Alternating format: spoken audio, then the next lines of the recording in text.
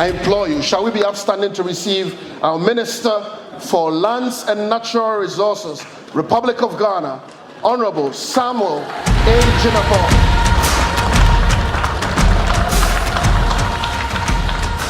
National Anthem of the Republic of Ghana.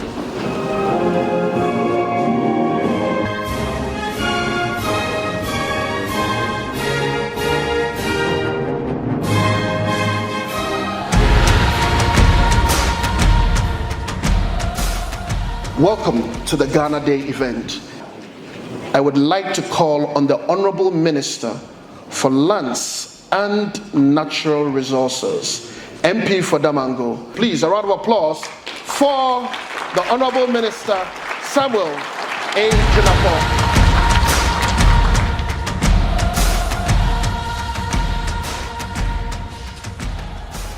Colleague Ministers of State, Ghana's Deputy Minister for Lands and Natural Resources, Ghana's High Commissioner to South Africa, Australian High Commissioner to Ghana, Chair of the Ministerial Advisory Board of the Ministry of Lands and Natural Resources of Ghana, Chairman and Ranking Member of Parliament's Mines Committee of Ghana and Members of Parliament of Ghana's Parliament, Chief Executive Officers, Captains of the mining industry, distinguished invited guests, ladies and gentlemen. Let me from the outset, on behalf of the President of the Republic of Ghana, His Excellency Nana Addo Dankwa Akufo-Addo, thank you all sincerely for making time to join us this afternoon for this Ghana Country Case Study session under the theme, quote, leveraging a century of mining to enhance value addition for the development of Ghana, end quote.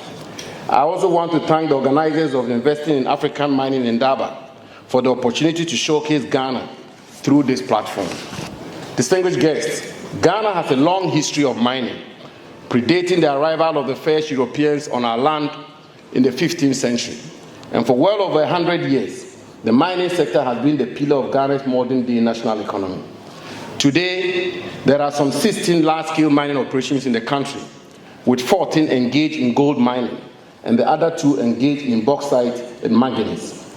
We also produce diamonds from artisanal and small-scale mining. Apart from these minerals, we have proven deposits of lithium, iron ore, nickel, zinc, chromium, copper, cobalt, lead, colobite, and tantalite, as well as industrial minerals such as clay, feldspar, limestone, salt, granite, silica sand, and kaolin. We also have the raw materials for the production of activated carbon, which is used in gold production. There are enormous opportunities for investment in all these minerals throughout the entire value chain, as well as opportunities for investment in mine support services. Officials from various sectors of the Ghanaian mining industry will be addressing you shortly on these opportunities. Distinguished guests, ladies and gentlemen, despite this contribution to our national economy, Ghana has not benefited optimally from her mineral resources. But this is not peculiar to Ghana. Most of the poorest countries on the African continent are resource-rich countries. A 2018 United Nations Economic Commission for Africa study on, quote, scaling up value creation and local development in the mining sector in Ghana, end quote, concluded that Africa's underdevelopment, despite the vast deposits of resources, is largely due to failure to attract sufficient investment in other diversified activities along the value chain of our resources, and our overdependence on the export of raw materials.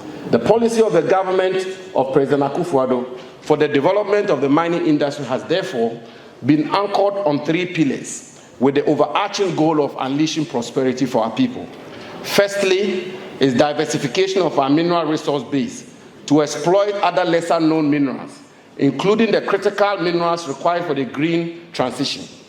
The Ghana Geological Survey Authority has conducted considerable geological investigations into these minerals, and data is available to assist investors in making investment decisions.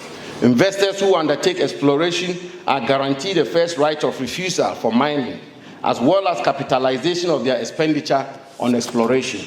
Secondly, is beneficiation and value addition to minerals mined in our country to ensure a mutually beneficial situation for both government and investors. We have therefore, for example, through Acts of Parliament, established the Ghana Integrated Aluminium Development Corporation, GIADEC, and the Ghana Integrated Iron and Steel Development Corporation, GISDEC, to promote and develop integrated aluminium and iron and steel industries in our country.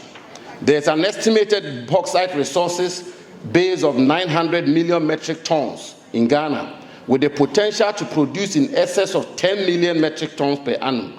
Unfortunately, the only bauxite mine operated by the Ghana Bauxite Company, a joint venture between the government of Ghana and a Ghanaian investor, we are producing just a little over 1 million metric tons per year.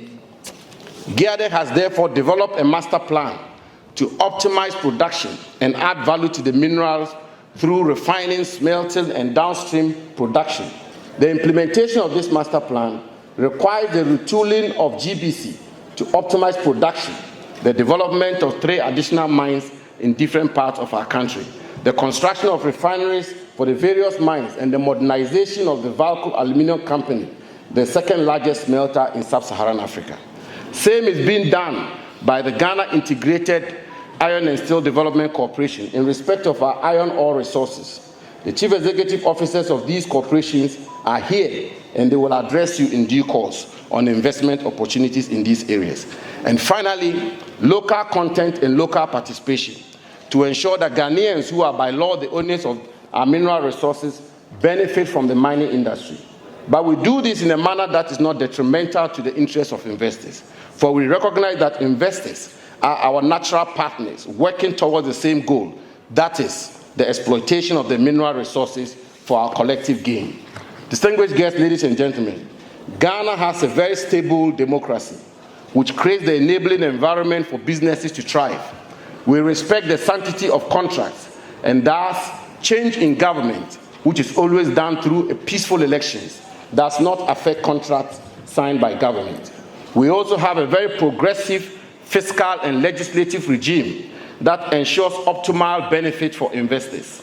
As you listen to the presentations from the various institutions, I urge you to be mindful of Ghana's conducive investment climate and take advantage of this enabling environment to invest in Ghana. Honorable Ministers, Excellencies, distinguished guests, captains of industry, ladies and gentlemen, Ghana, with an open society, vibrant economy, resilient democratic institutions, and where respect for individual liberties, the rule of law, and the principles of democratic accountability are ingrained into her body politic, is ready for business. As host of the Secretariat of the African Continental Free Trade, AfTA, investors are assured of the opportunity to use Ghana as a launch pad to reach the rest of the continent and to maximize profit from investment. If there's any takeaway from the 2023 Investing in African Mining in Indaba, it should be a decision to invest in Ghana, a decision you will not regret. Let us come together and work for our shared benefit. Ghana is ready for business. I thank you for your attention.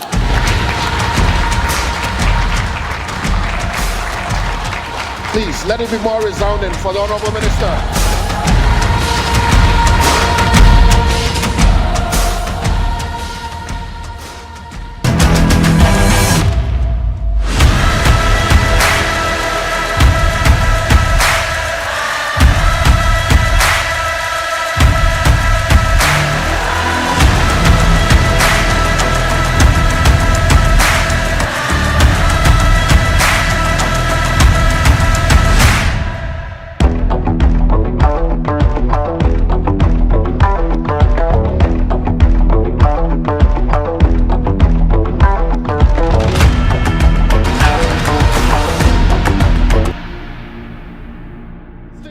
To bring onto the mic Her Excellency Berenice Owen-Jones, the High Commissioner of Australia to Ghana. As the Australian High Commissioner in Ghana, I'm always pleased to advocate the story of Australian mining in Ghana, because it's a positive and very dynamic story.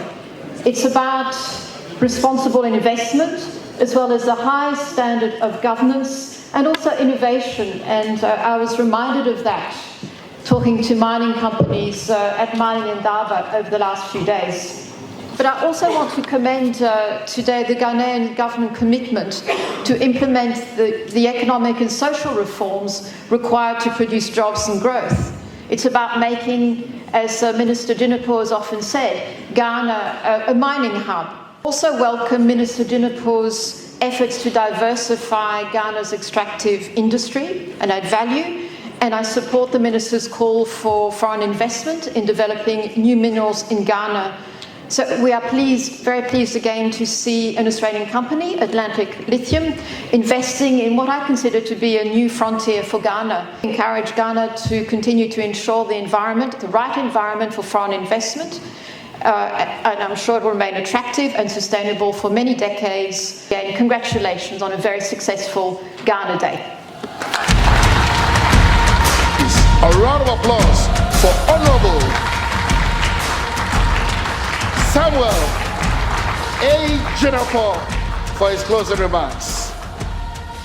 Brother, the Zambian Minister for Mines and Mineral Resources, whom we are very pleased that you've done us the honor to participate in this event. It's a testimony of the solidarity between our two countries. Thank you very much, sir. But let me just conclude this very important consequential session with 2 or 3 brief points. And I think they are very important. The first one is that, as you may know, the Ministry of Lands and Natural Resources, working through its major principal bureaucracy agency, the Minerals Commission, is responsible for regulating the mining sector in Ghana. And our domestic legislation, the Minerals and Mining Act 206 Act 703, gives the two agencies broad powers. But what we do in Ghana is that we work hand in gloves with investors, and we try to fashion out tailor-made arrangement for investors. The CEO of the Ghana Chamber of Mines is here, and we work very closely on all issues, whether it is the fiscal regime, or is the export regime, or is issues of taxes, or what have you. We work closely with them, and we adjust, and we agree. So I'm just making this point for you to understand that when you come in from the beginning, the start of registration, all through application, permits, and the rest, we work as partners. We are not adversaries. The second point I like to make, and for me, I think that is the point I have to emphasize the most, and is the biggest credit for Ghana, is the biggest trump card for Ghana. Ghana, as I keep saying everywhere I've had the opportunity, is as democratic as any democratic institution, any democratic country in the world. Ghana is as democratic as any democratic country in the world. You have a dispute with the government of Ghana, you file a suit in court, you can be rest assured that we have a judiciary that will adjudicate on the matter on the merits and all the principles of a democratic country. You can be rest assured of them. And as I said, change of governments do not affect the sanctity of contracts. The Ghanaian government respects the sanctity of contracts. So the issues of stabilization agreement, development agreement, all of those, when we get into those kinds of agreements, will be respected. And so let me just conclude and permit me to thank the organizers of this event. I think it's been tremendously successful. It's been oversubscribed. I see that a lot of people are standing, and so on and so forth. It tells you the interest that the investment community has in Ghana. And I want to thank my Deputy Minister, the Honorable George Mrekuduka, who has done a remarkable job, done a yeoman's job. Deputy Minister, thank you so very much. Thank you. Thank you for your work. Thank you. We are all available. I will be here for a few minutes. The CEOs are here. We have portals available where you can access whatever information you need. But I just think that, yes, what you have to decide, the decisions you have to make, is to take that decision to invest in Ghana, and you will not regret it. We are with you in Accra, and we'll welcome you with all the hospitality you can think about. Let's do it together, and let's get going. Thank you very much. Thank you.